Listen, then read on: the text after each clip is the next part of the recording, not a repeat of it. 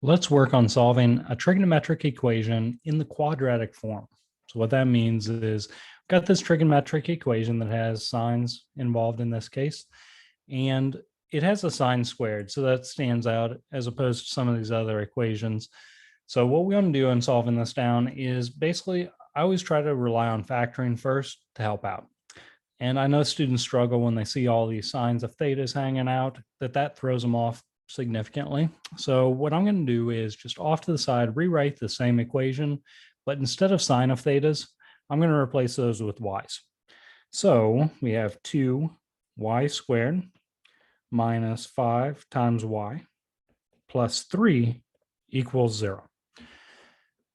The steps for solving our given equation down is going to be very similar to the steps to solve down this side equation that I just wrote. So in getting going here, you may have different factoring techniques. I'm going to go through the technique called the AC method, where this is based on ax squared or ay squared plus bx plus c equals 0. So I'm first going to calculate a times c. So 2 times 3 makes 6. And I'm going to write that off to the side. Next, I want to think to myself, what are all the different ways we could factor 6? Well, it could be 1 times 6 or 2 times 3. So not a ton of different options over here. Based on this sign on our constant, I'm going to pick my pair. Because it's a positive here in addition, I want the pair that adds together and makes this middle coefficient. So on the pair that adds together to make a 5. So in our case, that's going to be 2 and 3 add together and make a 5. Next, what I'm going to do is bring down that first term, the 2y squared. I'm going to strategically split up the middle term. So that 5y, I'm going to rewrite that with 2y and 3y. So I'm breaking apart that middle term. And as I break it apart, these are now like terms. They both have y to the first powers. If I combine them back together, I need to get this negative 5y back. So in this case, I'm going to make both of these negative. So negative 2y minus 3 more y's. Combine those like terms back together, we have to get back to our negative 5y. The plus 3 is going to come down, and it's still equal to 0. Okay, from here, we've strategically rewritten the left-hand side. So we now have 4 terms. We still want to factor, so I'm going to do factor by grouping whenever I have 4 terms, if it's at all possible. So I'm going to group these first 2 terms together and just focus on those, ignore the last 2 terms. So 2y squared minus 2y, these have in common a 2 and a y. So I'm going to factor out just a common factor from those 2 terms. That's going to leave us with y minus 1.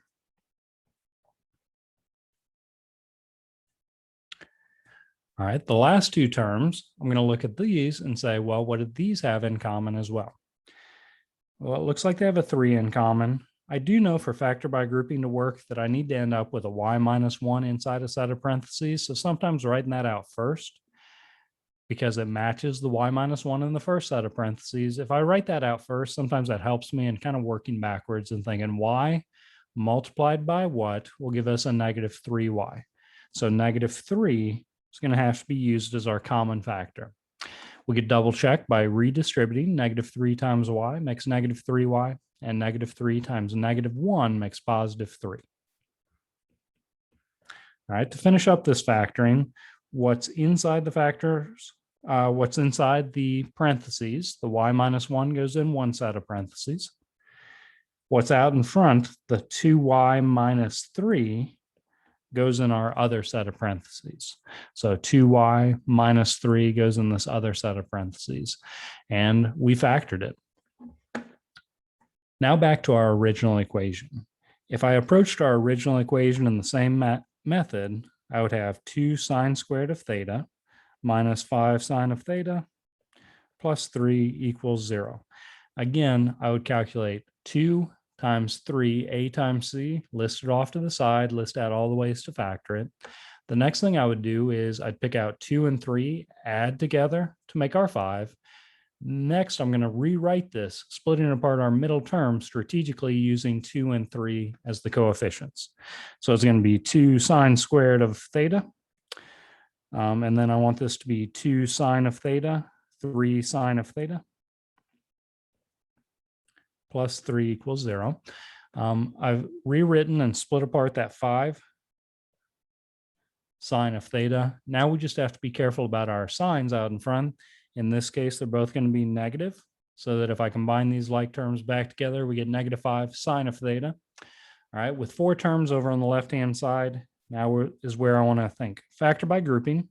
So the first two both have a 2 in common and a sine of theta. So I'm going to factor that out. That'll leave us with sine of theta minus 1 on the inside. I know for factor by grouping to work, I need to end up with a sine of theta minus 1 in this other set of parentheses. These both have a 3 in common, but we're going to use a negative 3 as the common factor. Very, very similar to what was going on the left-hand side.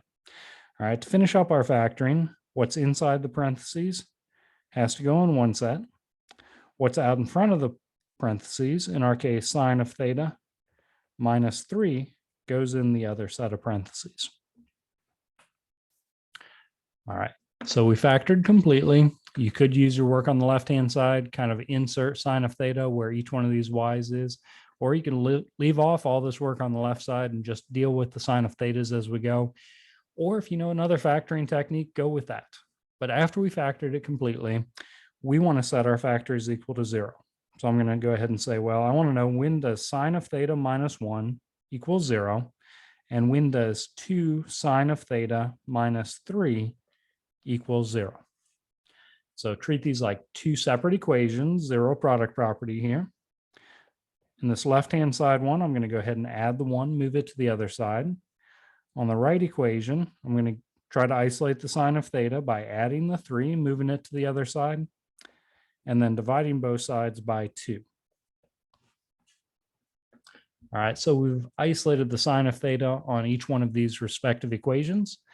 And now let's see if we can actually solve this down, get to values for theta that are going to work in this situation. So in our case, it looks to me like we have sine of theta equals 1. How I always like to approach the ones and zeros or negative ones is just kind of think about the unit circle. So if I'm thinking about the unit circle, I know that cosine of theta is always my x value, and sine of theta is always the y value for any of these ordered pairs. So in our circumstance, we're looking for when is the y value going to equal a positive 1. Well, that only happens up here at the top at this ordered pair 0, 1. And that corresponds to the angle pi over 2. So for this equation, we can say that theta has to equal pi over 2. Now on this other equation, we have sine of theta equals 3 over 2. Well, 3 over 2 is equal to 1.5. And that's never going to happen. All right, there's no angle that when we plug it into sine is going to give us a positive 1.5. Now, how I know that is, let's think about our sine graph real quickly. Our sine graph is the one that kind of goes up and comes back down, keeps going back and forth like this, right? What's going to happen on this is it only goes up to a positive 1 and down to a negative 1. But we're trying to figure out when's an output going to be a 1.5, which would be way up here. There's no angle that we can fill in to the sine function that's going to give us 1.5 as an output. So this part does not give us any solutions. We can kind of ignore that. The only solution we have is pi over 2 between 0 and 2 pi the whole first time around the circle, where our y value is going to be a positive 1 as far as these terminal points go on the unit circle. So that's going to be our only solution. Now, I will go ahead and say that if you had been asked to give all the solutions, not limited between 0 and 2 pi, how we would express that is you would say pi over 2 plus the period of sine is going to be 2 pi multiplied by k, where k represents some integer. So this would be the solution if you were simply asked for all solutions. On ours, because it's limited, our only solution is going to be pi over 2. So I hope this helps out as you're working on factoring trigonometric equations and solving them. Good luck.